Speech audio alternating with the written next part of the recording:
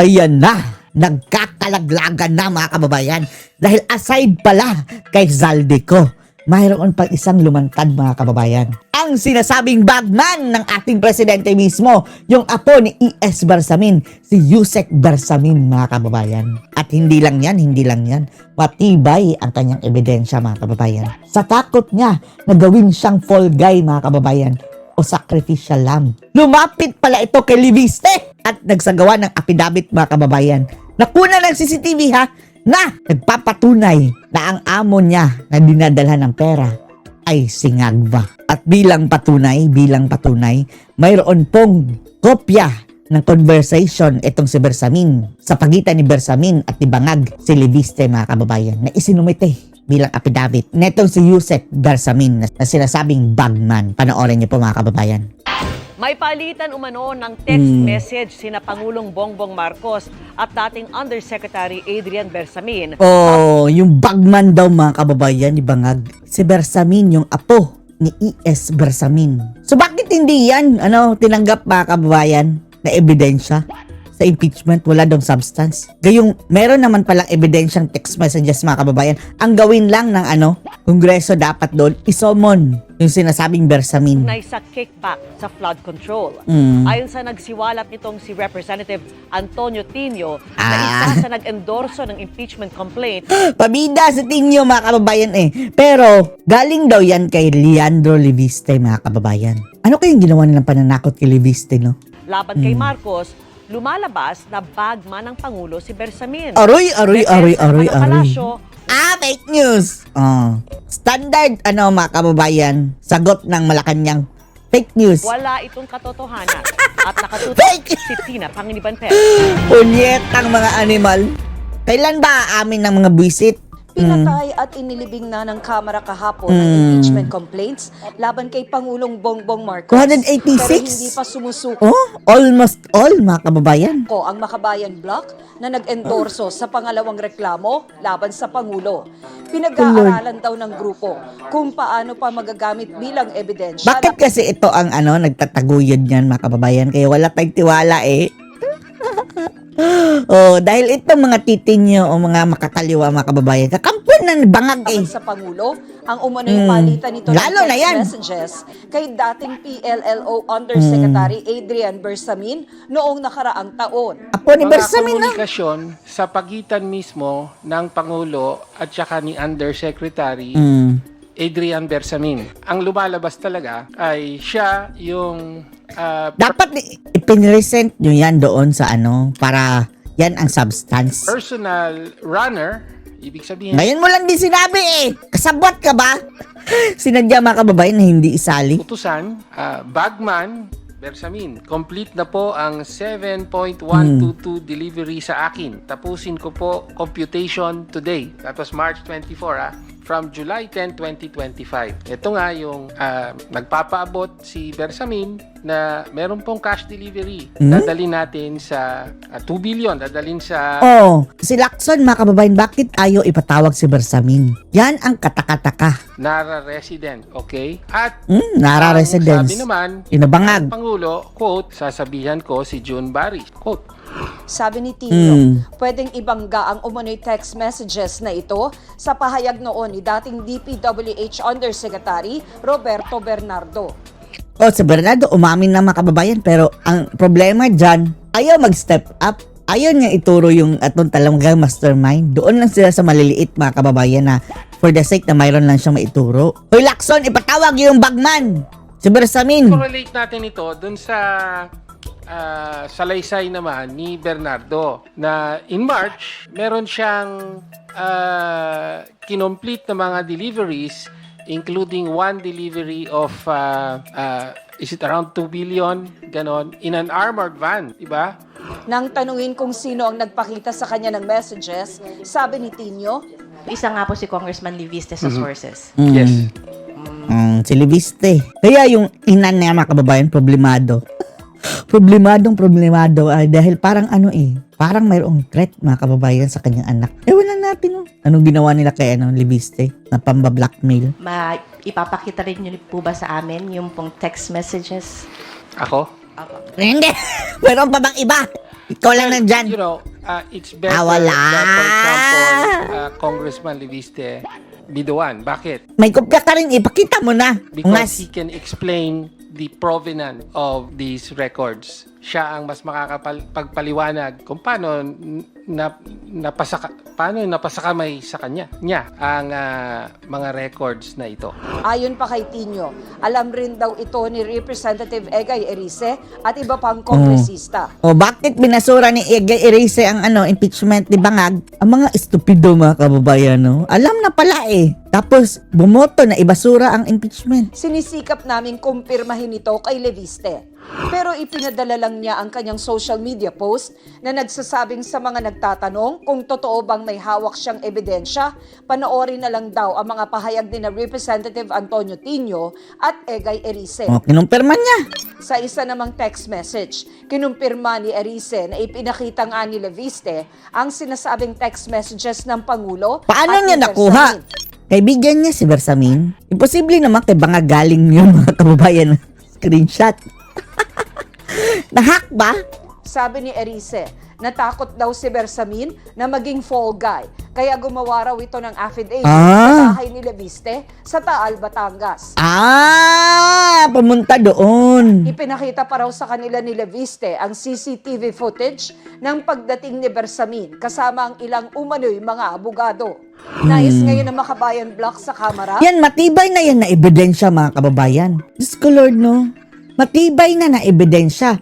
Etong mga buhaya mga kababayan, talagang binasura ang impeachment. Si Bersamin lang, tawagin. Na maggamit ang mga ito sa mga investigasyon. Hinahamon natin ang Office of the Ombudsman, gayon din ang kapulungan na ito. Ito Tayo nga sana dyan sa Kongreso, parang mapa-impeach na. bagong developments Ayaw nila kasi mga kababayan, confused sila dahil si Sara ang papalit. na ito, seryoso at hindi dapat ipagsawalang bahala. Ay, nako, ay, ang mga animal, visit itong mga to Lord. Parang yung nasa Dragon Ball Z, mga kababayan, no? Kabayan, pinag-aaralan yung pag-file ng kaso laban sa mga opisyales na sangkot. Pero sabi ni Palace Press Officer Fake news naman. Standard sagot na mga kababayan, Claire Castro, fake news. Sir Claire Castro, wala raw katotohanan ang mga ibinabato ngayon sa Pangulo. Hindi na raw bago ang mga intriga mula sa mga taong nais siyang patalsikin sa pwesto. Diyos ko Lord. Manda ka talaga Bangag kapag na si Sara na. Dahil eto walang takas itong si Bangag mga kababayan. Kung haharangan lang ito bago maupo si Sara, huwag itong paalisin ng bansa. Siguradong kulong yung Bangag na yan. Para sa GMA Integrated News. At sigurado tayo makikiusap si Aimee. Ay, yun ang kapatid ko! Pigalan niyo na lang sa akin. No way. No way. Tina Panganiban Perez, nakatuto, 24 oras. Eto malalimang diskusyon mga kababayan. Maganda ito. Credit kay Ka Eric mga kababayan tungkol dito sa bagman ni Bangag. Kung gusto nyo talagang mas malalim na usapan dito. Sa pagka-identify sa dating Undersecretary for Presidential Liaison and Legislative Office or PLLO, Presidential Legislative and Liaison Office. Liaison Ito po officer. yung parang tagapagtulay, tagapag-ugnay ng Malacanang para sa mga legislative measures Nakawan. Bagman nga. agenda na nais ipaabot. Ay, sabi na natin nyo sa panelibiste. At ipa-move on for legislative action ng Office of the President, PLLO, Presidential Legislative Liaison Office. Undersecretary Officer. po ang level na namumuno nito na kategorya at yan po ay si dating former Undersecretary Adrian Bersamin. Apo ni Lucas I think Bersamin. ako ito sa pamangkin ni dating Executive Secretary Lucas Bersamin. Yung mga kababayan mukhang nilalang din. Maliban pala kay dating DOJ Secretary Jojo Cades na nag-resign na rin, itong si Adrian Bersamin ay itinuro din po ayon doon sa lumabas na mga text message exchanges niya kay Marcos Jr. Noong nakaraang taon ay runner at bagman. Runner Siya at din po ang itinuro ni Santiago bagman. na tumatanggap o naglilinya kay Saldico o kay Romualdez para gumawa ng deliveries at ipasiguro na ang utos Basura delivery na tawag sa pera. junior sa kickback na dapat mai-deliver 2 billion pesos per month ay maipatupad nila Saldico at nila Martin Romualdez. So pag sinabing bagman, ikaw po ang pinagbibigyan ng mga kinulimbat at kinurakot o ninakaw at dinurubo na pera. Sa iyo Dinorobo dumadaan yan na kung ibig pera. sabihin ng bagman. At ikaw ang nagpapacilitate niyan para makaabot sa principal mo. Ang principal mo ay si Bongbong Jr. Bangag Marcos na Sa Junior. katauhan po, kung ang kaso po at ang pinag-uusapan natin ay si dating undersecretary at head. Uy, nasa na yung sinabersamin, no? Baka pinatay na yan, mga kababayan. Si Cabral, wala na eh. Either namatay o patay-patayan, ewan lang natin. ng Presidential Oh, Legislative basta wala na. Outside the equation na. Liaison Office na si Adrian Bersamin. Si Jojo Cadiz po, ganun din ang kanyang role. No? Dalawa sila badi-badi. Badi-badi? Tatlo pala yung isa pa doon na naglilinya din para magkakapera. Ang mga tauhan ni Marcos, nagpo-front din siya. Dating Undersecretary Trigib Olaybar. Itinuturo po ito na BFF ni Amina Pangandaman, dating Budget Secretary. Yan sila, oh. So nakikita mo talagang napapaligiran ng mga sindikato na personalidad at operator sa sindikato sa pangungulimbat at pandarambong sa kabanang bayan itong gobyerno ni Marcos Jr. at kasama si Romualdez. Romualdez At ito pong text Marcos. messages na ito, di umano, ay sa pagitan ni Adrian Bersamin at ni Marcos Jr. ay nagpapahayag ng report o pag-update ni Adrian Bersamin kay Marcos Jr. No? At binasa ito ng isang representante dyan sa Kongreso sa isang press briefing, itong si Antonio Tinio na urban operator Antonio ng Tinio. CPC, NPA, Tinio. NDF. Mukhang ngayon po ay lumalantad na they are drawing the line, itong Communist Party of the Philippines, New People's Army, NPA, NDF, they are drawing the line against Marcos, no? Matapos nilang pakinabangan at Nagalit sila, mga kababayan, ang umpisa niyan nung New Year. Gusto mag-ceasefire ng mga NPA, tapos ayun, na-operate, mga kababayan, ang daming natumba. Galit na galit ang mga NPA. si Marcos bilang protector, benefactor, financier. Traidor na, traidor na sila ni Marcos. Sige, mag-away lang kayo. Romualdez. Manonood lang kami. Ngayon po, itong grupo ng CPP, NPA, NDF ay biglang pumapanig na sa taong bayan dahil na isolate sila at nailalantad ang kabulukan nila sa alyansa na dati nila kay Marcos at kay Romualdez. No? So itong si Antonio Tinio ng Alliance of Communist Teachers Party List, Communist teachers.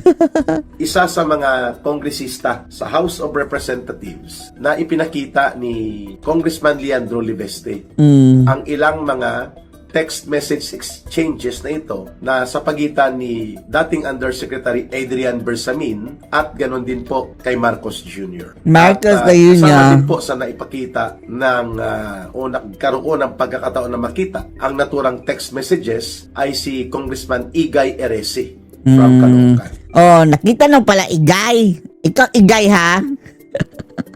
Tapos bakit gusto mong ibasura ang impeachment? Alam mo namang kurakot si Marcos na. Wala ka talaga, Igay. Ano po Punyeta ang ka, Igay. mga ilang Dilawan talagang mga kababayan, no? Typical na dilawan, mga kababayan, dilawan. ng text message na yon or messages exchange nila Marcos Jr. at Adrian Bersamin. Ang unang binasa doon ni Antonio Tinio, Titi niya, nagpapaabot si Adrian Bersamin kay Marcos Jr. na may delivery na ng basura. pera at kinocompute na niya kung tama ang mga deliveries ayon sa napag-usapan. So, ganun ang tuno. Sumagot si Marcos Jr., sige, sasabihan ko si John Barry or Biri, no? John Baris. John Bares? Kung sino man yun, ang pagkakaalam ng mga nakakakilala dito, isa yan sa staff ni Marcos at driver sa lugar nila sa Forbes, no? Itong si John Baris o parang staff niya doon sa bahay nila. So, itong si Lucas or si Adrian Bersamin, maliban na nag-report ito Bersaminos. direktahan kay Lucas Bersamin na uncle niya, or lolo Lolo sa uncle mga kababayan, lolo sa uncle. ay mayroon pa pala siyang special task kay Marcos na Bagman. maging bagman. So isa lang ito sa mga inihayag doon sa mga ebidensyang hawak ni Congressman Leandro Libeste. Mayroon itong pagtutugma sa binanggit ni Yusek Bernardo na nag-deliver sila nung panahon na yon, March 2024 mga kababayan, or March 2025 rather, last year, ng mahigit 2 billion pesos or almost 2 billion pesos. Bilyones Pera. na, grabe. Ang kay Yusek Bernardo naka-armored van or armored car, armored vehicle. Ang kay Saldico mali-maleta at deliver. Just the same, the amount coincides. 2 billion pesos at least. Ang Grabe, no? i-deliver sa panahon na yon na nag-message si Adrian Bersamin dito kay Marcos Jr. Yan pong sinasabi natin kay Ping Lacson. Paano niya sasabihin na walang ebidensya na magli-link kay Marcos Jr. Itong si Adrian Bersamin, itinuro ito ni Saldico na mga bagman ito at mga runners kasama sa grupo nila Yusek Sindikato. Jocades from the DO. Oh, yan si Lacson mga kababayan, no?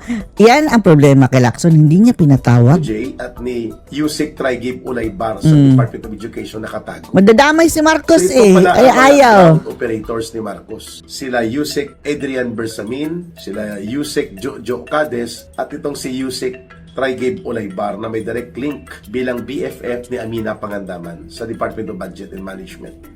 At BFF may na mga linyada kay Bersamin Lucas na dating Executive Secretary Oh, kung saan lumalabas ang kanilang mga ugnayan doon sa unang-unang mga salaysay ni si Lucas ngayon mga kababayan, wala na. Bernardo Hindi na mahagilap. Baka nagpalit na ng itsura. tungkol sa paghingi Baka naging babae na si Lucas. na mga proyekto Sagwa ng itsura, Diyos ko Lord. na flood control pero ghost at may mga advance kickback o pagnanakaw o pangungurakot na i-deliver sa kanila, no? Pati itong si Bunuan, Bunuan. DPWH Secretary ni Marcos. So si Marcos napapaligiran talaga ng mga sindikato. Hindi lang napapaligiran, siya ang sentro. Siya ang sentro. Turo ngayon ng mga trails na ito na mismo sa loob ng Malacanang nag-ooperate ang sindikato ni Marcos. So ang Si Marcos mismo. text message exchanges na yon, kung ibabangga ang timeline niya at ang kanyang pangyayari sa mga inihayag sa salaysay ni Yusek Bernardo ng DPWH na bagman operator din at transaction operator ni Marcos at Romualdez through kay Bunuan ng DPWH, tumutugma din ito sa mga naihayag ni Saldico that Marcos was the one orchestrating ng mga malalakihan at maramihang insertions sa budget, pati ang unprogrammed appropriations at ang pagkakaroon na mga ghost flood control projects na ito at marami pang mga pinagnakaw na mga pondo mula sa infrastructure projects sa kautusan ni Marcos. Of course, hindi magpapahuli ang pinsan niya na si Romualdez. Romualdez. At hindi Grupo lamang yan sila text message exchanges ang nailantad hinggil sa ginawa ni Adrian Bersamin. Mayroon din pong ulat na lumabas na pumunta ito kasama ang ilang mga abogado na nag-a-assist sa kanya sa bahay ni Congressman Leandro Libeste sa Batangas. At ito ay may Nagsumbong si kuha ng CCTV. eh. So, most likely, ang mga text message exchanges sa Parang kakanta na ata daw mga kababayan yung si Bersamin. Tapos natatakot siya na siya ang madidiin. So nagpatulong kay Leviste mga kababayan gumawa ng affidavit. Pinakita sa kanya yung mga text messages. Kaya yun nakuha. ni Adrian Bersamin at ni Marcos ay naibigay ni Adrian Bersamin kay Leandro Libeste nang ang mga ito ay nagkaroon ng pag-uusap hinggil sa worry at concern ni Adrian Bersamin na gagawin siyang fall guy. Kagaya ng nangyari kay Yusek Cabral. Yan, magkalaglagan talaga yan mga kababayan. Ang importante dito, hindi mo na mamatay yan si Bersamin. Dahil kapag mamatay yan, wala na. Wala na. At ganon din posible ang mangyayari sa kanya kagaya ng pagsipa sa kanila ni Marcos nang sila ay bumabaho na, umaalingasaw na. Umaalingasaw. Binitawan na sila ni lulo niya Lucas Bersamin at pati ni sila Pangandaman, no? At pati sila Bunuan. Pina-exit na. So, nagkakaroon ng pangamba itong si Yusek Adrian Bersamin kung kay Kumanta ka na, Bersamin. naisipan nito na lumapit o kung ano man ang naglayason o naglinya sa kanila, magkakilala man sila ni Congressman Leandro Liveste, mayroon pong CCTV footage ng pagpunta Oh. ni Pero no? Yusek Adrian Bersamin sa bahay nila Congressman Liveste sa Batangas at mayroon siyang kasama mga abogado at ang pinag-usapan ay ang pagsasangkot ng mga revelations niya upang magsilbi na backup evidence dito sa pagbubulgar sa pagiging mastermind ni Marcos at nila Romualdez. Dapat po ito ay ipatawag si Yusek Adrian Bersamin, sila Lacson Yusek eh. Jojo Cades. Ulol si Lacson na kababayan Kung eh. totoo na hindi po Itong si Soto Gawa- Lacson talagang kasabwat itong mga kababayan. gawa lang at diskarte ang nangyayari sa Senate Blue Ribbon Committee ni Ping Lacson at pati doon sa ICI, ito po ang mga crucial yung tatlo na ito na nagsisilbing ground operators nila Marcos at Romualdez at ng sindikato nila maliban pa kay Saldico kasi si Saldico ang naglilinya dito sa iba't ibang mga contractors sila nila Yusek Bernardo, nila Yusek Cabral at ang binabagsakan ng para kay Marcos ay dito umiikot kay Jojo Cades at kay Adrian Bersamin batay sa lumalantad na mga ebidensya at mga pagpapahayag mula sa mga nakakalap ngayon na impormasyon. So nagdududa na at Nagdududa. si Adrian Bersamin na pwede po siyang ihulog. That Ihulog sa bangin. gagamitin na siya as sangkalan. Oh. Pagbuntun ang sisi sa kanya mula kina Yan ang ano pinapalabas si Lacson mga kababayan wala daw alam si Bangag dahil yung mga tauhan lang daw. O, di ba? Marcos at Stupidity mga kababayan. Ikaw ang presidente tapos wala kang alam. Ano ka? Stupid ka? Romualdez, ituturo na siya ay nag-ooperate on his own. Pwede ba yun? Pwede ba yun? Hindi. Na mag-operate si si Adrian Bersamin? Billion ang confidential fund tapos at intelligence fund tapos walang kaalam-alam sa ginagawa ng yung mga tauhan. Or talagang mga kababayan pinagtatakpan nila. Gagawin na lang palusot ang itong si Bersamin. I-fall guy nila mga kababayan. The fall guy. Wise lag. Na hindi Wise sanction guy. ni Marcos at ang kanyang lolo. Na si Lucas Bersamin.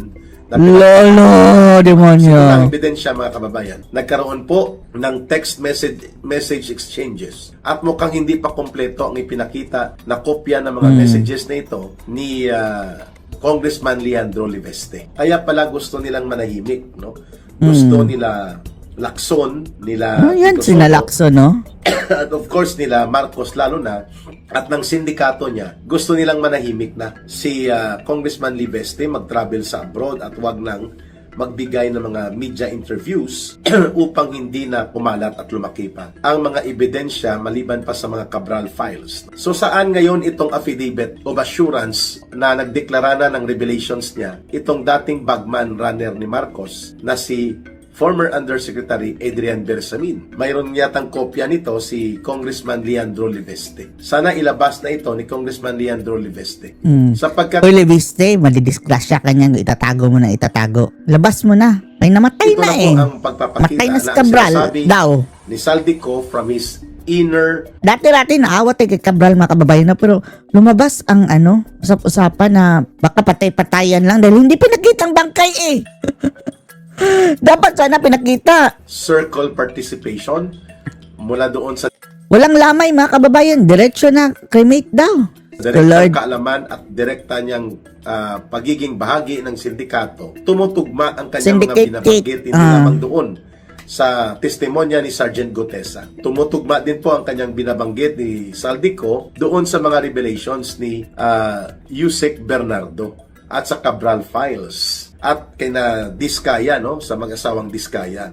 May ilang detalye lang ng pagkakaiba pero ang substance of the revelations ay pareho. At ito ngayon ay nagpapatotoo na dahil pumunta na at nakipag-usap si Adrian Bersamin kung papaano siya nangangamba na nakikita na niya na ihulog sila ni Marcos Jr. Gagamitin sila ni Martin Romualdez Yung si Cabral, hulog na. Marcos bilang sangkalan. So ano pa ang mga ibinunyag Ano at pa? mga ebidensyang ibinigay ni Yusek Bersamin bago siya magiging Yusek Cabral Part 2? Part no? 2. Alam po natin na pressure. Pero eto mga kababayan, yung tito ay lolo pala no. Lolo-in-law, lolo sa uncle. Naging Supreme Court Justice yan eh. So marunong yan mga kababayan. Marunong yang gumawa ng mga legal na ebidensya kung magkalaglagan man mga kababayan. Laban kay Bangag. Ang naging dahilan kung bakit napilitan si Yussi Cabral na humantong sa pagkakamatay. Alam po natin yan, may pattern po ng pressure dahil Pattern. ang Cabral Files ang naglalaman ng mga proyekto at mga insertions at mga allocables at mga unprogrammed appropriations na ginamit nila Marcos at Romualdez at ng buong sindikato sa pagnanakaw ng mahigit 1 trilyong pesos na pondo sa Kabanang Bayan. Mayroon din pong kopya nito si Congressman Leandro Libeste. At yan din po ang sinasabi ni Saldico na mayroon ngang mga files na yan at mukhang may kopya din sa kay Saldico ang ilang mga files na mayroon si Cabral. And ngayon, lumabas na talaga ang pagkakataon na mismo ang inner circle ng mga sindikato na tagapagdugtong at tagapag-ugnay ni Marcos ay lumalantad na. Dapat lumantad na rin si Lolo Locas Bersamin Lolo at si Amina Locas. Pangandaman at corroborate na nila ito mga testimonya na ginawa ni Yusek Bersamin at ngayon nga si Jojo Cadiz hindi na nakikita na naging Yusek din sila. Itong tinuturo ni Saldico na sumasalo ng mga deliveries dyan sa Forbes Park sa lugar nila Marcos at nila Romualdez and even doon sa Malacanang. Kaya yung report ni Adrian Bersamin kay Marcos ay nagpapakita na nag-uulat siya na sir, tapos na po ang deliveries, mayroon dito, may code, and then i-compute ko na lang at i-update kita sir. Ang sagot ni Marcos sa conversation, ilang convo lang ito nila. Sige, sasabihan ko si John Baris. John Baris? At yun lang. Ibig sabihin po, may iba pang exchanges doon. At marami pang pagkakataon na may mga ganong deliveries na nag-update si Jojo or si Adrian Bersamin kay Marcos Jr. Alangan naman pong fishball ang dineliver. Alangan naman pong kickback at shumay ang Ay, ako, yun po fishball. ang mga kickback pag nanakaw at ninakaw at nilorong Talaga. na mga Aminado sila na mayroong nakawan, mayroong korupsyon. Si Bangag mismo aminado. Hindi nila madideny mga kababayan. OP or Standard Operating Procedure ng Kutong sa mga pina-insert niya kay Saldico at kay Romualdez na ginawa naman ng dalawang kulukoy dahil na kinakaw din Kolokoy! sila. So this is a very revealing instance kung saan po ang pagkakataon na ito nagpapakita na mayroon na palang affidavit na hawak. Most likely may kopya nito si Congressman Leandro Libeste at nag-execute na pala ng affidavit niya si Adrian Bersamin as a guarantee. Eto mga kababayan, yan sana yung grounds for impeachment, Yan kay Libiste mga kababayan, yung mga dokumento niya, yan sana ang grounds. Talagang napakalakas niyan mga kababayan. For his safety na kung ano man ang mangyayari Bakit?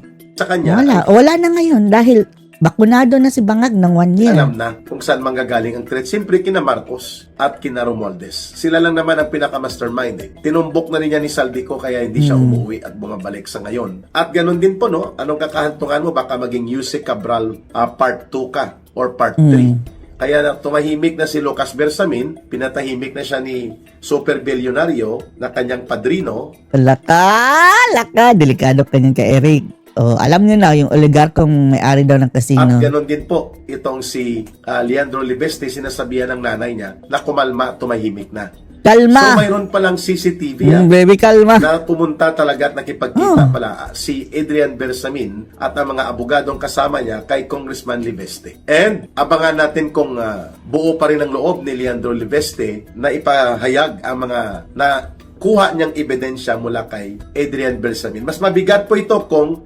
i-corroborate ni Lucas Bersamin at ni Pangandaman that indeed ang ginawang sindikato sa budget for 2023, 2024, and 2025 utos lahat ni Marcos. Ang pandaraya na ito at kasabwat sila Romualdez at ang sindikato nila doon sa Kongreso na siya din pong binubulgar ni Saldico. So abangan natin. Yan mga kababayan, nag-match na, Kung wala si Saldico, andyan pala si Bersamin, mga kababayan, na pwedeng mag-testify. Mga kababayan, kasi dudugtungan pa natin ito at aabangan natin baka magkaroon ngayong linggo. Andyan din sa Pangandaman. next week ng panibagong mga pagbubunyag sa naging papel ni Marcos Jr. that there were conversations of him at sa mga runner niya at malamang mayroon din ito kay Takot kasi ito mga kababayan ngayon dahil presidente pa si Bangag, pero pag hindi na mga kababayan, hindi na presidente, talagang goodbye Bangag yan mga Jojo kababayan. Cadiz, na isa sa mga trust Pagpapaano na hospital arrest na naman yan mga kababayang Bangag dahil mayroon dong sakit na diverticulitis. Ilagay nyo yan sa Bilibid dahil sa Bilibid ang daming mga tubig doon mga kababayan. Papabutasan yung diverticulitis ni Bangag dyan. niyang bagman runner niya rin. Bagman Rana? Mula doon titinago niya ito sa DOJ bilang Undersecretary sa Department of Justice. Napakalala at napakalawak ng sindikato Malala. ni Marcos at nila Romualdez. Sobrang At lala ngayon, mga kababayan. mayroon na Mafia pong style. Mafia loob style. na magsiwalat nito sa katauhan ni Leandro former Undersecretary Adrian Oh, Bersamin. Bersamin. Bibigyan po natin ng pangalawang pananaw ito sa pagbabalik po ng video analysis at video talakayan with Ka Eric. Don't forget to like, share, and Don't forget ha, bigwas ang agila mga kababayan. Yan ang paborito natin nung hindi pa sila nagurgo sa SMNI. Ang pangalan nila dati, Laban Kasama ang Bayan. Eto, subscribe po ninyo mga kababayan Ka Eric. Bigwas ng agila. So anong masasabi niyo dito mga kababayan? Post your comments below.